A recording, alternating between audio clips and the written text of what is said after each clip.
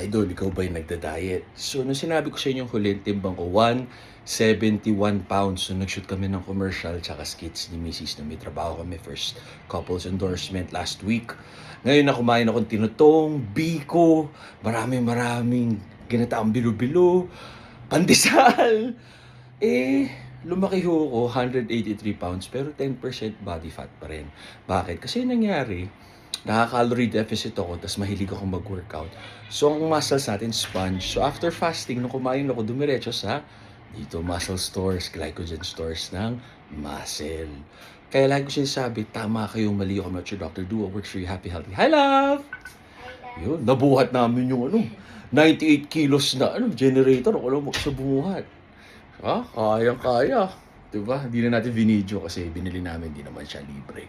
So, ang gist ng story, lahat ng diet nag-work basta pasok sa lifestyle mo. Kasi kung keto ka, sabay nag-carbs ka na konti, lahat ng fat, diretso yan sa fat cells. Walang conversion. Diba? Once nag-trigger ng insulin na galing sa carbs. Ang carbs, high carbs, lalo na sa mga athlete, okay din naman yan. Kasi yung iba, sa kagaya namin ni Mrs., pag kumain kami ng carbs na hindi healthy, hindi natural, kagaya ng kanin, kagaya ng fruits, vegetables, kunwari mga delata, chichirya, titigyawat kami. At ang refined sugar, yan, dahilan ng cancer. So, tandaan nyo, tama kayo, mali ako, not your doctor. Do what works for you. Happy, healthy guys. God bless you. Diba, sa iba nandidiri sa ganitong katawan, okay lamang. Kasi ang kailangan na importante, masaya sa katawan ko ay ang misis ko, tsaka ako.